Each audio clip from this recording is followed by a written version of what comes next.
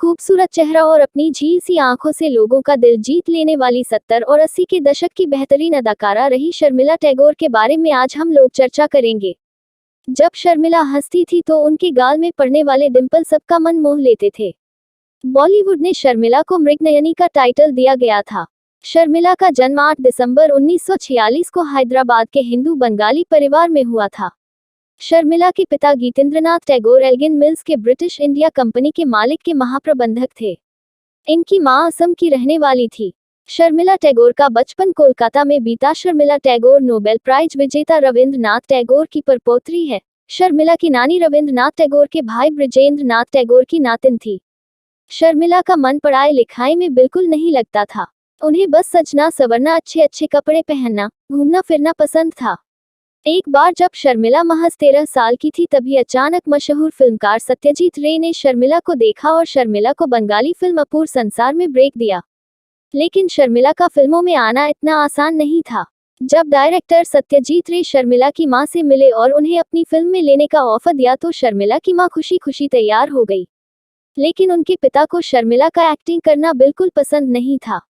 परंतु शर्मिला की मां को शर्मिला का फिल्मों में करियर बनाना ठीक लगा। शर्मिला की मां ने शर्मिला के पिता को बहुत समझाया। उन्होंने कहा कि शर्मिला पढ़ाई लिखाई में तो अच्छी है नहीं, और अगर वह फिल्मों में भी अपना करियर नहीं बनाएगी तो फिर वह क्या करेगी। शादी के बाद वह केवल घर का चूल्हा चौका संभालने तक ही सीमित रह जाएगी। मां के बहुत मनाने के बाद आखिरकार शर्मिला के पिता भी राजी हो गए और शर्मिला को एक्टिंग करने के लिए कह दिया। शर्मिला उस समय केवल 13 साल की थी, परंतु शर्मिला का अभिनय इतना दमदार था कि सभी डायरेक्टर प्रोड्यूसर अचंभित रह गए। इतनी कम उम्र की बच्ची ने इतना अच्छा अभिनय किया, किसी को अपनी आंखों में भरोसा ही नहीं हो रहा था। शर्मिला की पहली लीड रोल में आई फिल्म कश्मीर की कली थी, जिसका निर्देशन शक्ति सामंत ने किया था। इस फिल्म में शर्मिला के हीरो शम्मी कपूर थे। ये फिल्में दर्शकों को खूब पसंद आई।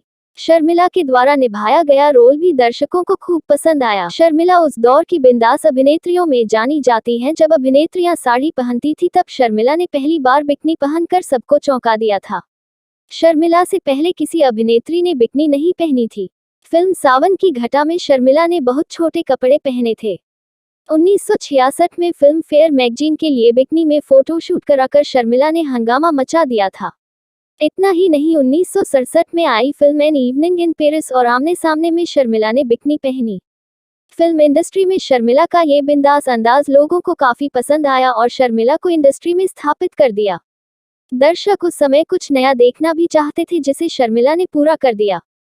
फिल्म इंडस्ट्री में ग्लैमर लाने वाली अभिनेत्री शर्मिला ही थी। शर्मिला छोटे कपड़े और बिकनी पहनकर सभी को अपना दीवाना बना लिया, परंतु कुछ लोगों को शर्मिला का ये बिंदास अंदाज पसंद नहीं आ रहा था। उन लोगों का मानना था कि इस तरह के कपड़े पहनने से उनके समाज के लड़के और लड़कियां बिगड़ रहे हैं। वह अपनी संस्कृति, अपनी परंपरा भूल रहे हैं, जिस कारण से लोग सड़कों पर उतर आए और विवाद खड़ा हो गया। यहाँ तक कि संसद तक में लोगों ने हंगामा मचाना शुरू कर दिया। परंतु शर्मिला को इससे कोई फर्क नहीं पड़ा। उनकी एक के बाद एक फिल्में हिट हो रही थी। फिल्म आराधना, जिसमें एक्टर राजेश खन्ना शर्मिला के हीरो थे, बहुत हिट रही। शर्मिला की राजेश खन्ना के साथ आई सभी फिल्में हिट रही। इन दोनों की जोड़ी को दर्शकों ने खूब पसंद किया। फिल्म आराधना का एक गाना मेरे सपनों की रानी कब आएगी तू खूब चला था। उस समय हर किसी के जबान में सिर्फ यही गाना था। हर गली चौराहों में ये गाना गुनगुनाते लोग देखे जाया करते थे। शर्मिला और राजेश खन्ना पर फिल्माया गया एक और गाना जो लोगों को खूब पसंद आया, रूप तेरा मस्ताना प्यार मेरा दीवाना था। इस गाने के प्रति भी लोगों की दीवानगी देखी जा सकती थी। शर्मिला उन दिनों बड़ी स्टार बन चुकी थी। एक पार्टी में शर्मिला गई थी। उस पार्टी में क्रिकेटर मंसूर अली खान पटौदी भी आए हुए थे। मंसूर अली को लोग प्यार से टाइगर नाम से भी पुकारते थे। मंसूर अली ने शर्मिला को देखा तो उन्हें शर्मिला से प्यार हो गया, जबकि उन दिनों मंसूर अली सिमी ग्रेवाल को डेट कर रहे थे। लेकिन इसके बावजूद भी उन्हें शर्मिला भा गई। मंसूर अली को फिल्में देखने का कोई शौक नहीं था, न ही वह फिल्में देखते थे। लेकिन शर्मिला ने तो टाइगर को मैदान के बाहर ही क्लीन बोल्ड कर दिया। मंसूर अली ने सिमी ग्रेवाल से ब्रेकअप कर लिया और शर्मिला के प्यार को पाने के लिए उनके पीछे पड़ गए। मंसूर अली हर दिन शर्मिला को नए तोहफे भेजते थे, लेकिन शर्मिला उन तोहफे को अपनी बालकनी से फेंक दिया करती थी। यह सिलसिला काफी महीनों तक चला। फिर अचानक शर्मिला का दिल पिघल गया और मंसूर अली और शर्मिला एक दूसरे से मिलने लगे। मुलाकात धीरे धीरे प्यार में बदल गई और दोनों ने शादी करने का फैसला ले लिया। लेकिन मंसूर अली की मां सगाई से पहले शर्मिंदा से मिलना चाहती थी। उस समय पूरे शहर में शर्मिला के छोटू कपड़े के पोस्टर लगे हुए थे। जब शर्मिला को मंसूर अली ने बताया कि उनकी मां उनसे मिलने मुंबई आना चाहती हैं, तो शर्मिला घबरा गई। उन्हें लगा अगर उन्होंने ये पोस्टर देख लिए तो उनकी शादी कैंसिल हो जाएगी। शर्मिला ने प्रोड्यूसर से कहा कि शहर में लगे सभी पोस्टर को हटवा दिया जाए। फिर रातों रात सारे पोस्टर हटा दिए। जब मंसूर अली की मां आई तो मंसूर अली ने शर्मिला को मां के पास अकेला छोड़कर चले गए। मंसूर अली की मां को शर्मिला बहुत पसंद आई और फिर शर्मिला और मंसूर अली 28 दिसंबर 1968 को शादी के बंधन में बंध गए। लेकिन समस्या तब खड़ी हो गई जब मंसूर अली की मां साजिदा सुल्तान ने शर्मिला के सामने एक शादी की शर्त रख दी। उनका कहना था कि शर्मिला को शादी के बाद धर्म बदलना पड़ेगा, अगर शर्मिला ऐसा नहीं करती तो शादी नहीं होगी।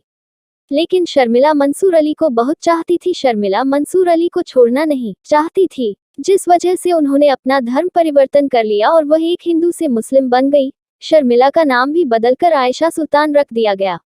इन दोनों की जोड़ी बॉलीवुड के लिए एक आदर्श जोड़ी है, क्योंकि इन दोनों का कभी तलाक नहीं हुआ। ये दोनों हमेशा साथ में रहे। शर्मिला ने शादी के बाद भी अपने एक्टिंग को जारी रखा। शर्मिला अपने समय के सभी बड़े अभिनेताओं के साथ में काम किया। शर्मिला टैगोर के 3 बच्चे हैं, सैफ अली खान, सबा अली खान और सोहा अली खान। शर्मिला के जीवन में सब कुछ ठीक ही चल रहा था, तभी मंसूर अली खान पटौदी की लंबी बीमारी के कारण निधन हो गया और शर्मिला अकेली पड़ गई। आज शर्मिला अपने बच्चों के साथ अपनी खुशहाल जिंदगी जी रही है। बस कमी है तो मंसूर अली की शर्मिला एक बड़ी स्टार थी। ऐसा कोई ही होगा जो शर्मिला को ना जानता हो और उनकी फिल्में ना देखी हो।